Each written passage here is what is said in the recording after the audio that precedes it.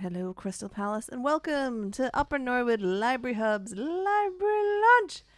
My name is Galina Rin, and we are streaming live and direct from what is Studio 1, the green room. I don't know what we're going to call it, but the studio at the library. And we are here today with a fella who's worked with us at the library for a long time, for like 2 years or such like. I can't remember. It's been that long. Feels like centuries. I can see him giggling behind me. Please welcome Tom from Disentangle Project. Hiya. How you doing, Tom? Thanks for having me, Rin. No Good, worries. great green screen work there. I know, like it? You like it? It's kind of frightening. I suppose that's the idea. What, your face or that background? Thanks very much. So we have Tom on because he's got a show and he's going to tell us all about it. Go on then. Okay. Well, as you can see, it's Ghosts of Stanley Halls. So we're doing a new Halloween show at Stanley Halls down in South Norwood.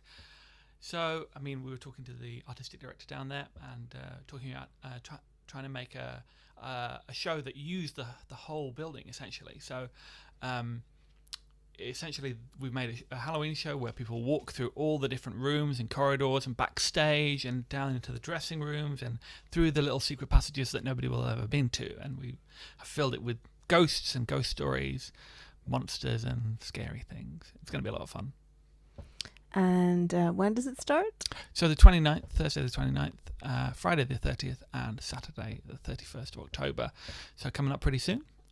We're really excited. And the tickets are selling really fast, actually. So if you are interested, do come along to stanleyhalls.org.uk to book your tickets. We've obviously made it very COVID-friendly. Not COVID-friendly. COVID-friendly. COVID unfriendly. Let me rephrase that. COVID-secure. As the saying is. So people have to stay in their household bubbles as they travel around the building. The bar itself is outside, which means that people from different households can sit together outside in the bar beforehand, but during the show, as they go around the building, we'll keep those household bubbles separate from each other.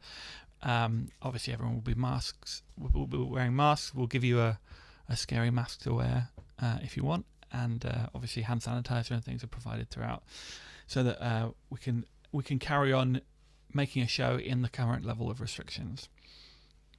Cool. So so for my own understanding, is it like, it's not like a show, it's more of a tour around? Yeah. So it's a promenade show, so it does include, yes, you do get a tour of the building where you may not have been before. It's a beautiful old Victorian building designed by William Stanley, who was a self-taught architect, so the building is a bit strange in certain places, little staircases and nooks and crannies and that sort of thing. But yeah, they do things like the open house tours and that not in normal times, but this is a really fun way to see the building and get a couple of frights along the way as well. Oh, that's cool. So how did you come up with the idea for this particular show? Well, obviously Halloween being one of them. Halloween was coming up. Thought we'd do one.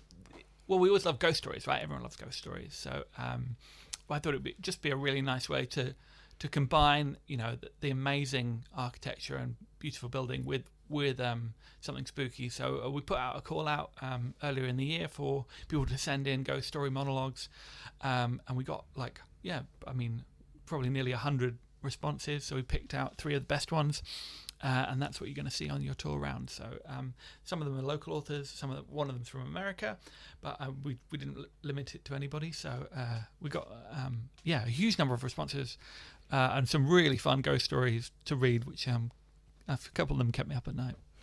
But we had to pick the best ones, of course, and that's what you'll see as you go around the Stanley Halls.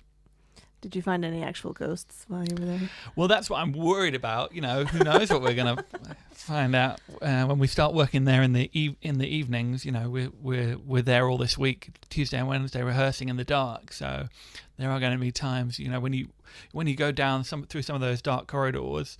If you're there late at night, it is very spooky anyway. So it's a perfect setting for a ghost tour.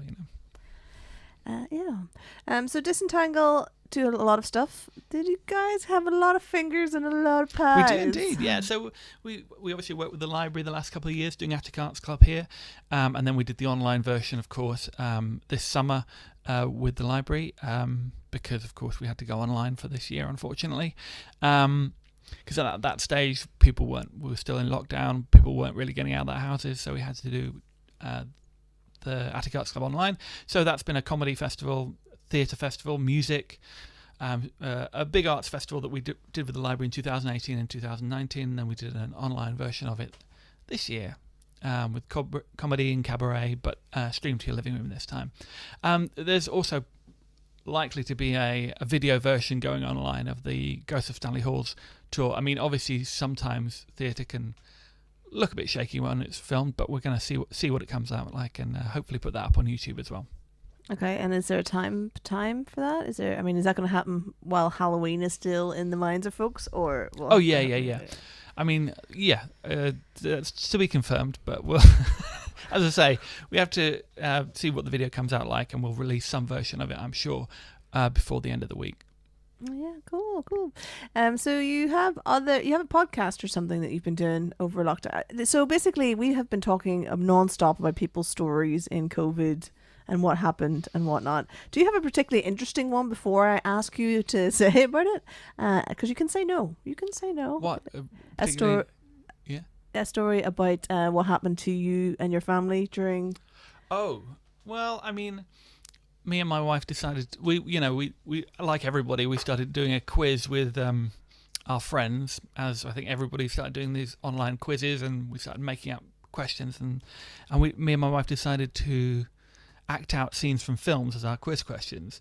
So we started off, doing the scene from Titanic on the coffee table, and ended up with my wife painting her face blue to be Braveheart in the garden, riding me as a horse. So it got very silly towards the end. We ended up doing 3 lots of 10 questions, so we ended up filming 30 short films essentially.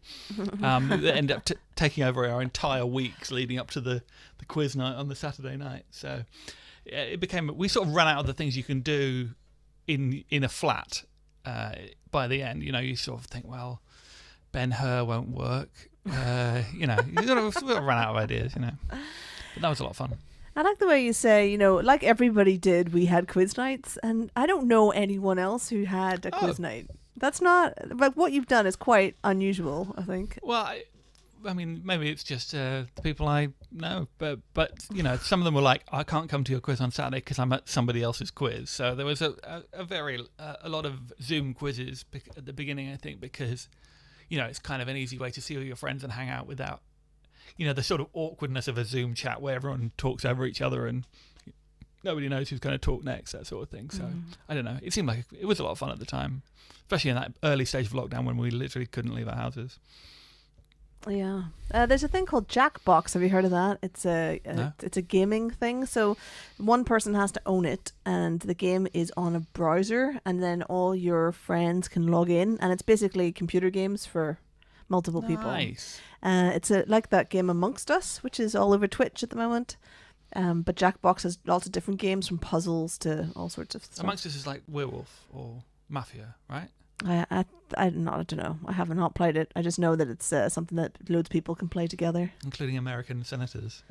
Yeah, everybody's in there playing it some way or another. It's great. We haven't spoken about your podcast, have we? No, we were just about to. Where? Okay, we were. So I also Disentangle, my company, also produced the Off West End podcast, which is a lot of fun. So we only started in December, so we essentially only had 3 months of live theatre to review. But yeah, we did a fortnightly podcast reviewing theatre, talking about what's coming up with the offwestend.com site. So they provide like a directory listing of shows that are happening outside of the West End all over London. And yeah, they're a really great resource if you're looking for something to go and see. And so we thought, then I felt like there should be a little bit of journalism going on as well. We wanted to have another way of people to interact with the Off West End site. So we started asking guests on. So we had Francesca Moody on in the last version, who is the producer of Fleabag, in its original sort of Edinburgh show and then Soho Theatre show before it moved to the West End and also onto TV, of course. And we've had Knee High Theatre Company on as well for their show last December. So we've had some really fun guests on, and generally it's just chat about what's happening in the off-West End theatres at the time, doing some reviewing and some recommendations, and yeah, it's a lot of fun. I mean, the thing is, we've only had one since lockdown because like our show, Ghosts of Stanley Halls, has come back under the restrictions, and things are starting to open up. You know, some of the West End shows have been announced re-openings for November or February or whatever, but a lot of the off-West End theatres remain closed. But there are some things opening up. BAC has opened up. Like there's a few places that have shows going on right now, and that are dealing with the current guidelines and making sure that everybody is safe to go and visit them. Okay, cool. So you've got more podcast stuff coming out. Yeah, because there's a few things around the city for Halloween. There's some Christmas shows that have been announced, so we have some stuff to talk about. It's just not quite as much as usual, of course, but we'll see how things go in the new year, right? Yeah, you're just so busy with the Stanley Halls thing. Then, like, Disentangle has another project that we're going to be talking about on Thursday with Norman. Yeah, is that girl who fell through the world? No, it's Crew. Oh, the Croydon Young Emerging Writers, I think. Yep. I think. Yep. It could be anything. I mean, Cool. I don't know. Talk. I'm sure he'll talk about all of it. Oh yeah, he absolutely will. Yeah. Yeah, that's a lot of fun. That's been going on for a couple of months now, and then they're building up to a live show in November as well. So that's going to be amazing. But he'll tell you all about it next week. I don't want to rain on his parade. No, you don't want to do that. So what are you looking forward to over the next couple of months? Well, I mean, the show is this week, and obviously when you're building up to putting on a show, that's all you think about and talk about for the weeks leading up to it. Mm-hmm. And then immediately after we finish the show, I'm going on holiday, so Hooray! I can't wait. So we like to talk about if people were going to retrain themselves into the job that you currently do. What is the job? What was the job title that you would say that you are? What is your job title? Well, as you can hear, I do quite a lot of things. I suppose theatre and events producer is probably the most succinct way of putting it.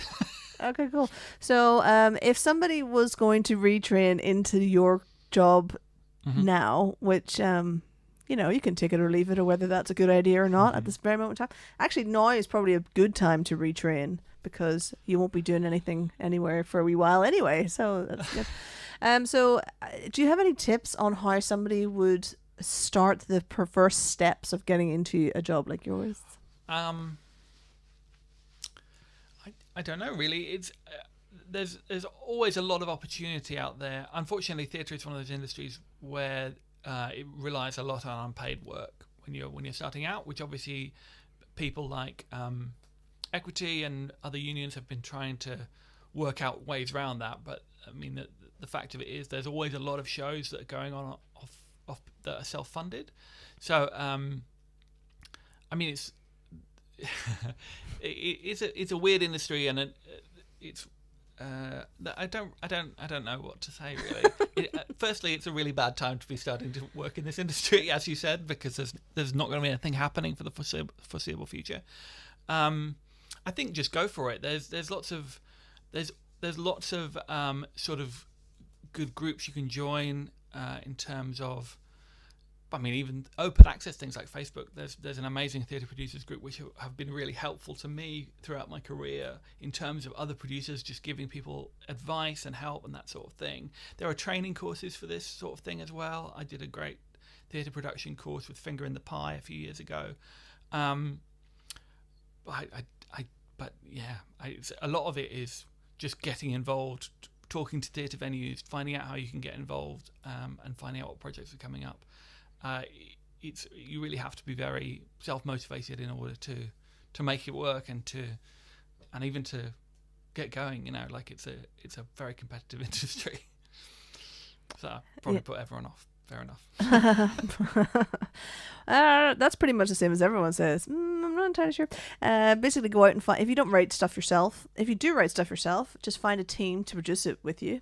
And if you don't write stuff yourself, then find out whereabouts in that production cycle you fit, and find the other folks to make that team. I guess that's what you guys do. I mean, if anybody is interested and wants to talk to me personally, then my contact details are on our website, so they're more than welcome to get in touch. We always have projects on the go, and there's always things people can get involved with if they want to.